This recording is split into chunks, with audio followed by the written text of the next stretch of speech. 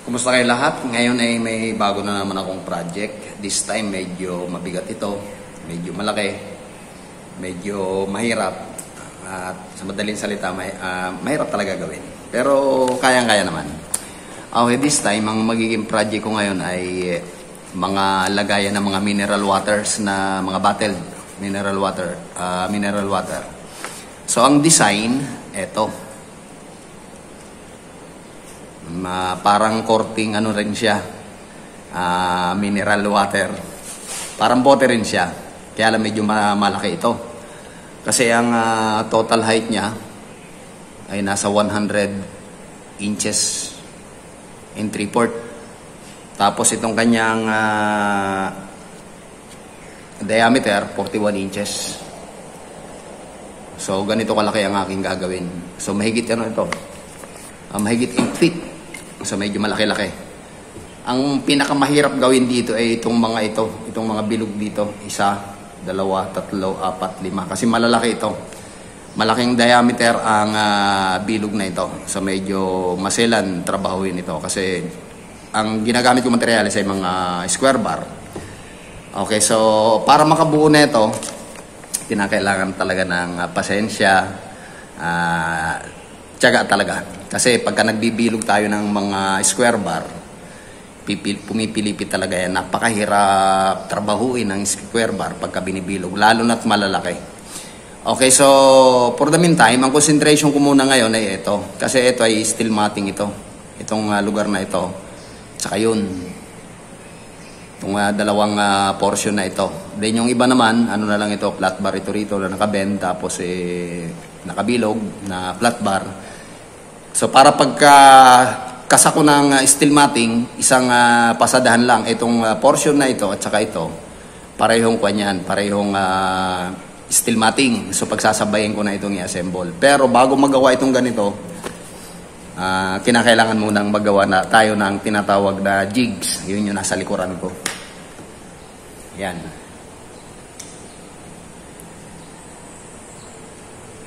Okay, so yung nakikita nyong bilog sa likuran ko, ginawa ko na rin. Hindi ko na masyadong pinakita kasi para mapadali tayo. At saka parang basic lang naman sa iba kasi ginagawa ko na ito dati. So ngayong araw na to mag-assemble ako ng itong portion na ito. Itong dalawang ito, isa at saka yun. Yun lang muna. So ulitin ko, bago kayo makapag-assemble ng ganito, mas maganda kung merong tinatawag na jigs o hulmahan. Ito yun. So ito yung tinatawag na may jigs. Ito yung pinakahulmahan. Kasi kung wala ito, may hirapan tayong mag-eskwala o mag-align. So ayan ang aking pinaka-jigs. Itong ano na ito. Dito ko ipoporma yun. Kasi kung wala ito, maaaring maging trapezoid yung aking output. By the way, yung mga ibang materyales, nabilog ko na. So, nandoon yung isang set. Then, sa lugar na to, andito yung mga bilog na rin ito. Hindi ko na pinakita yung pagbibilog. Then, nakapag-assemble ako kahapon ng isa. Tinesting ko kung effective yung aking jig. Okay naman, walang problema. So, ito yung finished product ng isa. So, ito yun. Ito muna yung gagawin ko.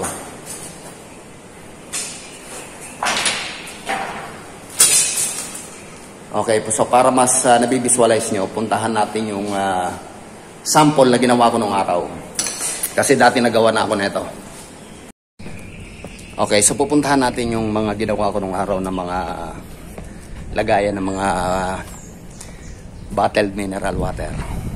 Actually, ang ginawa ko nung araw, 4 na peraso ito. Ngayon pinadadagdagan, gawin ko raw na 5. Ito siya. Just imagine kung gaano siya kataas. So yan ang kanyang pinaka finished product. So hanggang dito lang ako. Ayun pa yung taas. Okay, so yung mga mineral water dito itatapon. Then meron din itong pintuan. Ito, just in case na ipupull out yung mga bote, madali na. So ito yung ginawa ko nung araw. Bali, dati ang ginawa ko rito ay 4 na peraso yan. So ngayon, magdadagdag pa ako ng 4. 5. So yan ang aking ginawa nung araw pa. Okay, so balik tayo sa shop. Kaya sabi ko sa inyo, yung gagawin kong project medyo malaki, mabigat. Kasi ako lang mag-isang gumagawa. So yun yung nasa likuran ko. Yun ang gagawin ko ngayon. Bali, 5 peraso yan.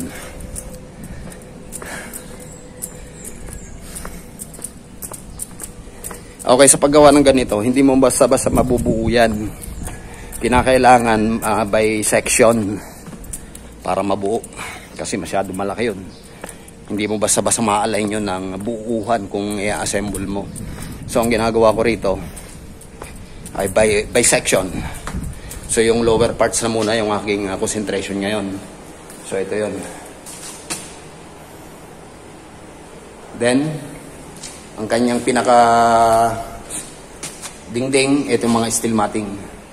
Ito ay galvanized iron ito na steel matting. Mas matibay ito kasi galvanizado na siya. Okay, so samahan nyo kung paano ko to binubuo. Tignan nyo na lang yung diskarte ko. Okay, so bubuuin ko na ito. Sana wag kayong magsawa sa pagsubaybay sa aking channel. Okay, so for the meantime, magbibihis muna ako. So, samahan nyo ako. Okay, so sisimulan ko na itong i-assemble. Sana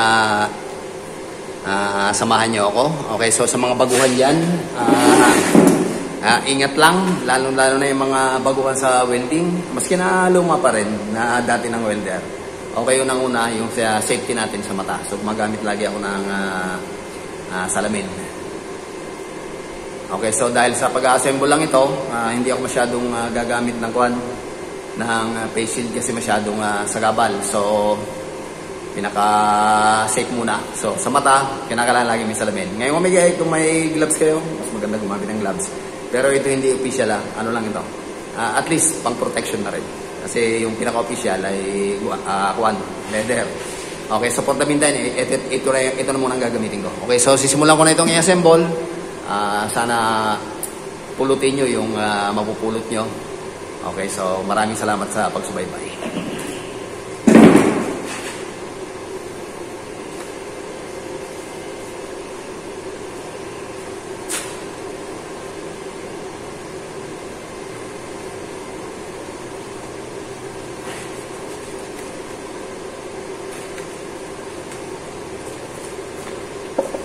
Okay, so ipuposition ko muna itong lower parts.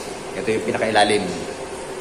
So, i-spot weld ko lang muna ito para may position ko siya.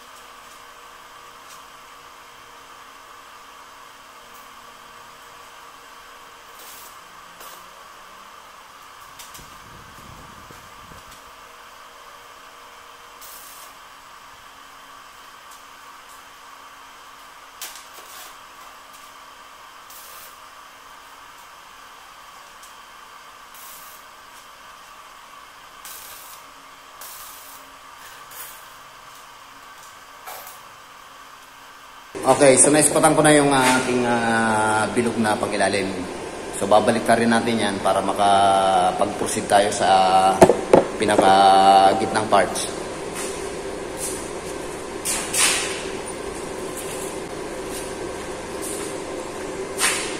So ito na yung ating na-spot, yung pinaka-ilalim na ito. Ito naman ang ating gagawin ngayon. Puposition na natin to, itong mga naka-vertical na to.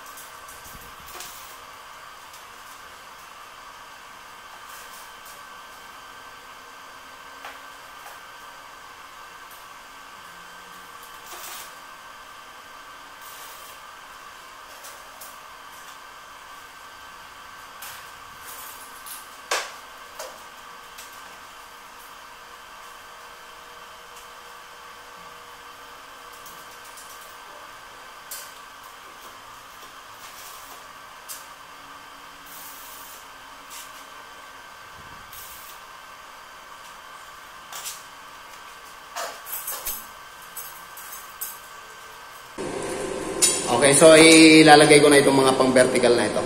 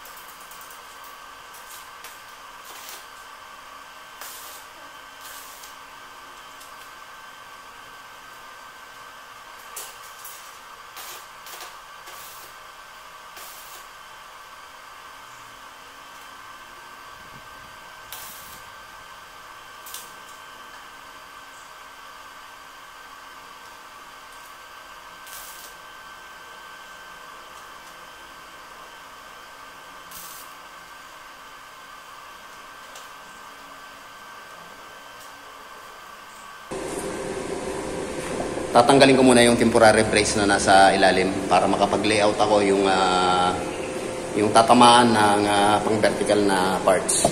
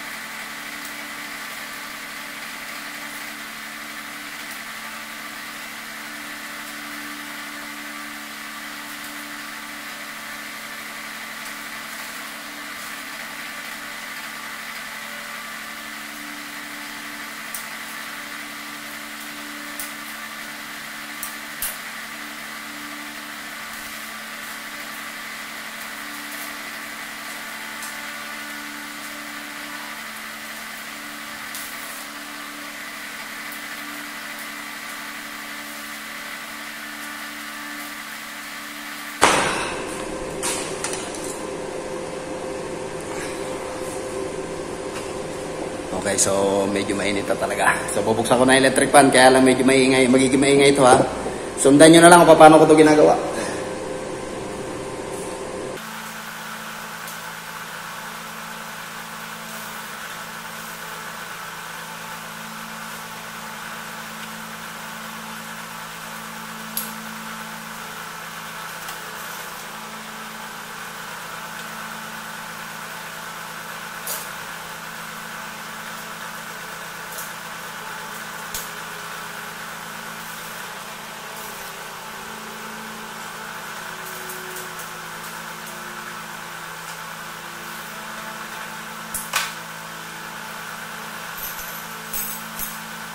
Okay, pwede na ikabit itong ibang mga parts.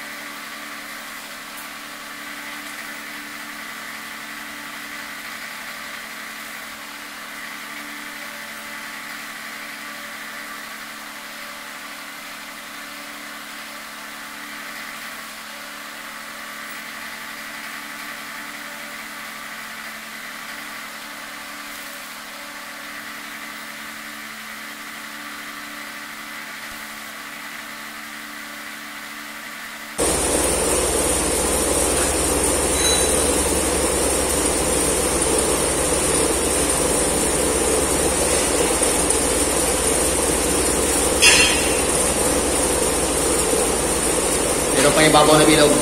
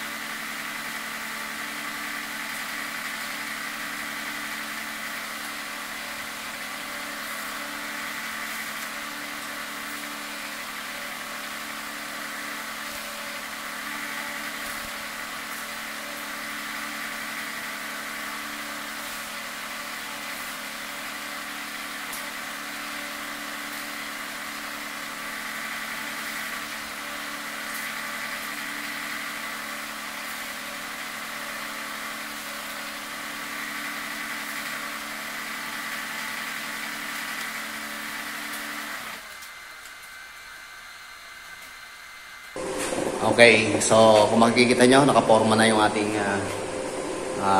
pangilalim na portion. So naka-spot weld na lahat yan.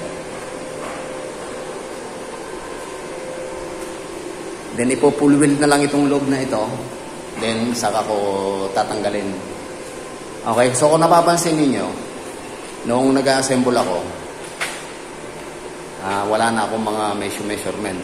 Nagmamarka na lang ako. Kasi meron tayong tinatawag na jig o hulmahan. Okay, so ganun kabilis kapag meron tayong jig.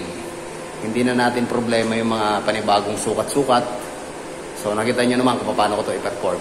Okay, so yung pagpo-full weld, hindi ko na ipapakita. Kasi full weld lang naman yung pare-parehas lang ang gagawin. Full weld lang naman lang ang lahat ng parts. Papakita ko na lang sa inyo kung paano ito baklasin kapag ka na-full weld ko na lahat. Okay, so abang-abangan nyo lang. Okay, so abangan nyo mamaya kung paano ko ito babaklasin.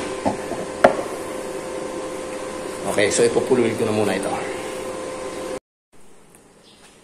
Okay, so na-full weld ko na ito. Hindi ko na pinakita yung pag-full weld. Madali lang naman yun. Ngayon naman, ipapakita ko sa inyo kung paano ito tanggalin sa ating jig. Okay, so igagrind ko muna yung mga naka-spot na portion. Then, bubunutin natin yung ating pinaka-output.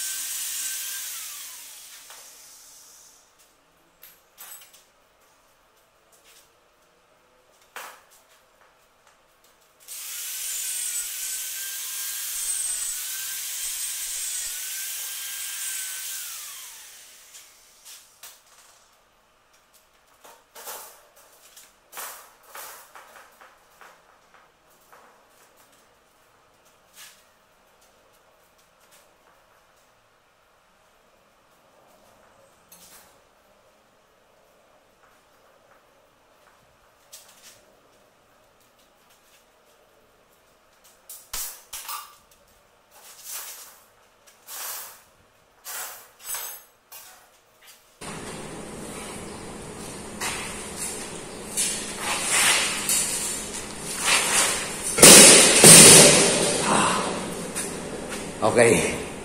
So, nahiwalay na natin yung ating output. So, ito na siya. Just imagine kung ito i-assemble natin ng mano-mano. I mean, walang jig. Walang ganito. Abutin tayo ng siyam-siyam. So, ayan. Sigurado ako, eskwalado lahat yan. Hindi yan nakatrapezoid. Ayos siyang pagkaka-assemble niyan. Okay, so 5 piraso ito. 2 pa lang yung nagagawa ko. Pang ilalim pa lang na portion ito. So, ang concentration ko muna, ito yung pinakalugar na to. Tsaka yun, nasa ibabaw na yan. Then, babalutin yan ng steel matting. Okay, for the meantime, itutuloy ko muna yung paggagawa ng mga ganito. So, gagawa pa ako ng 3. Then, yung sunod na video, yung ibang parts naman kasi pare-parehas lang naman itong gagawin ko. Okay, so sana samahan nyo pa ako uli. At sana huwag kayong magsawa sa aking channel. At sana may napupulot kayong idea sa pagbuo ng ganitong klaseng mga project na medyo masalimuot, mahirap i-assemble. Okay, so maraming salamat sa pagsama. Until then.